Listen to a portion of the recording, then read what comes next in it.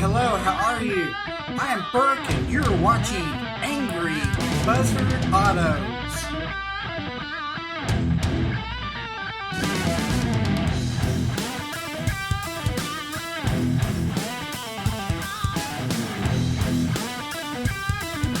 Alright, so going to do a quick review on the 2000 Salvage Title Corvette. And so got pictures and videos. It's going to be starting out with the value of the car, then comparing its performance, and finally walk around inside, outside, showing you good and bad for this car. So hope you enjoy it. Let's get going. Here we have a used 2000 Corvette, very similar to ours. Has over 157,000 miles on it, and it is $7,000. Not a bad price.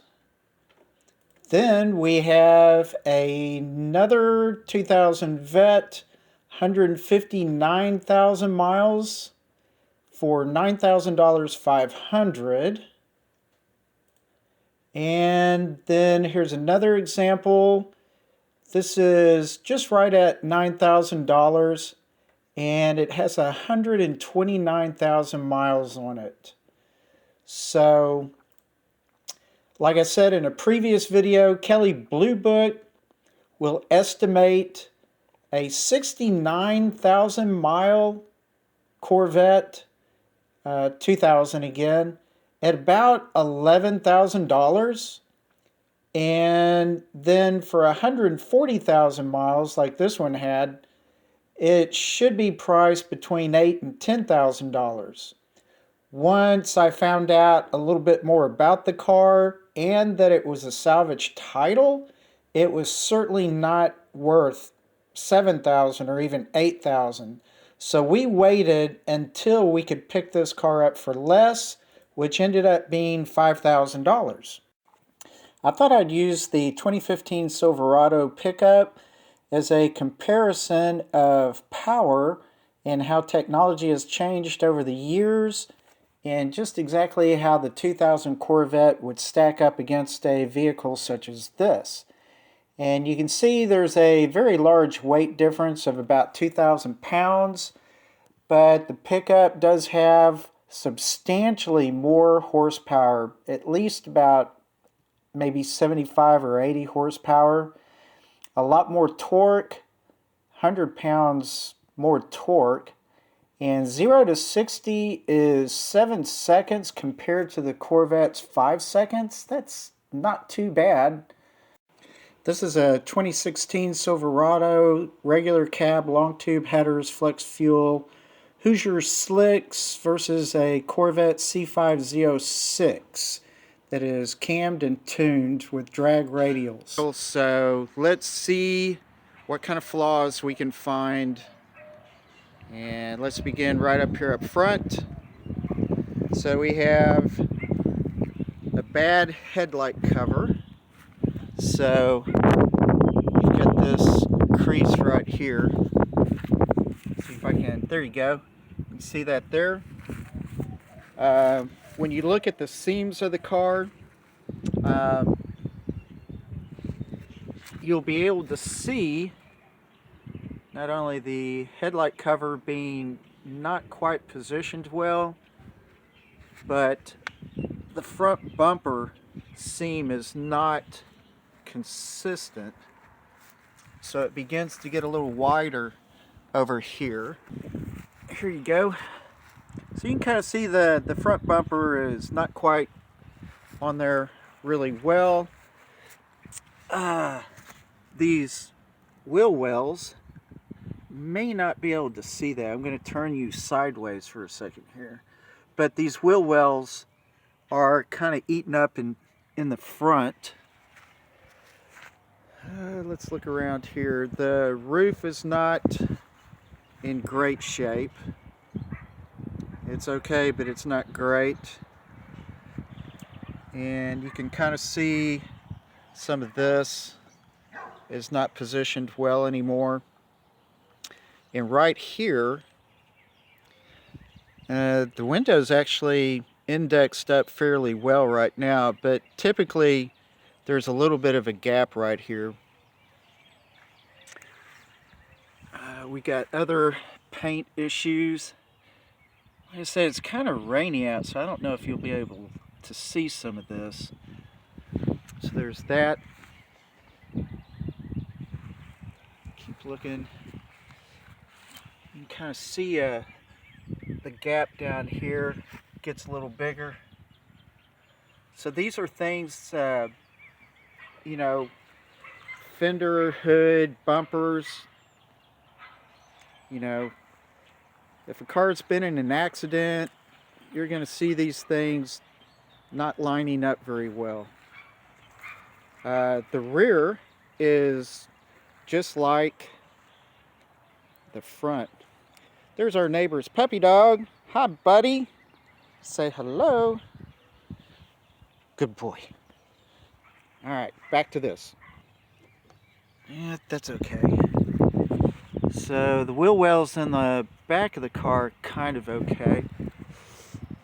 You'll see some of these seams are not really great. And this door, the seam down it, is just all jacked up. So it's kind of wide here, a little more narrow up there, and then really, really tight down there.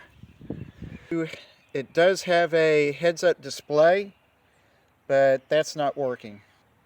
Here's one other thing right here, this crack. All right, so let's start looking on the inside just for wear and tear. On both sides of the car, these are missing. All right. It's fairly clean. Seat's in pretty much a condition you would expect. So the driver's seat's not bad, it operates. So not a problem there. Seat on the other side, of course, has got a rip in it. All right, so let's go along the dash and see what kind of things are wrong with it. We have a knob missing right there, which is okay. I was just fiddling with this last night, and you know, it does operate even though there's no knob on there. It's the light intensity of the display, of this display, and you know, other lights in the car. So anyway, no big deal there. All this works. These are all okay. Everything on the door works. This right here, see how this is getting kind of wide? It's supposed to be a nice little clean notch. People don't know to push in the key to turn it. So that's why that's kind of jacked up. All of this works, no problem there. Right here, this nice little hole is supposed to have, I believe, the hazard light. So I need to find one of those. Radio works fine, nothing wrong there. AC works. But right here, this console is getting pretty beat up. So you'll see a crack here. Some little cracks over here. And of course, a big gaping hole. This stuff looks really ugly. Another crack or two here.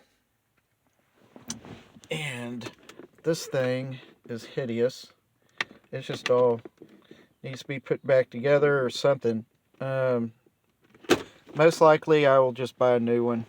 And this is the, I guess, the redneck way of fixing your glove box so it'll stay together. That's wonderful.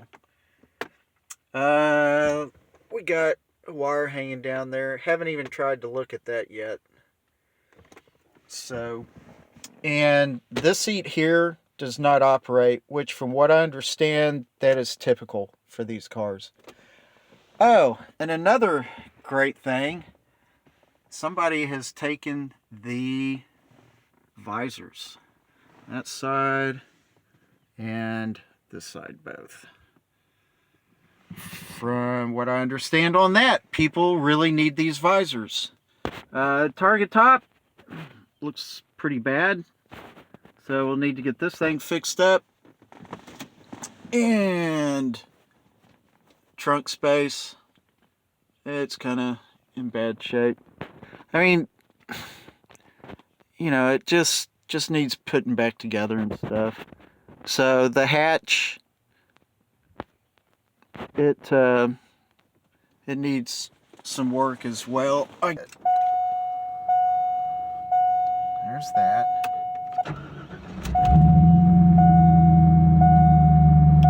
Hatch ajar. Service tire monitors, hatch ajar. So this hatch ajar is very irritating. Need to get that taken care of at some point in time. But I really have bigger issues before I even mess with that. Such as the engine light. And the engine light is all about the O2 sensors. So I need to get the O2 sensors changed out and a couple of other things that I'll tell you about later. So, anywho. Alright, so as you can see, the car started right up. No issue there. We drove it, like I said, for good 8 hours yesterday. 500 plus miles. It just ran like a champ. The car drove fantastic. You know, really good get up and go.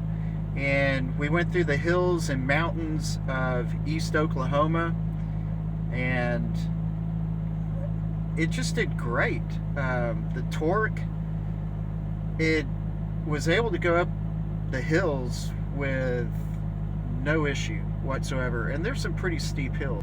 So to me, in my mind, yeah, the car is beat up, it's been used and abused, but you know, I'm not going to be putting but $7 grand, you know, less than $8 grand into this car, and it's going to be fun, you know. So I think we're going to get our value out of this, and I hope that these things that I've shown you so far will give you an idea of, you know, what it's like to have a salvage title car. So anyway, there you go. Okay, so in the next video, I'm going to go over what we do to fix the electrical drain, everything that's needed for the engine, and everything needed for the suspension.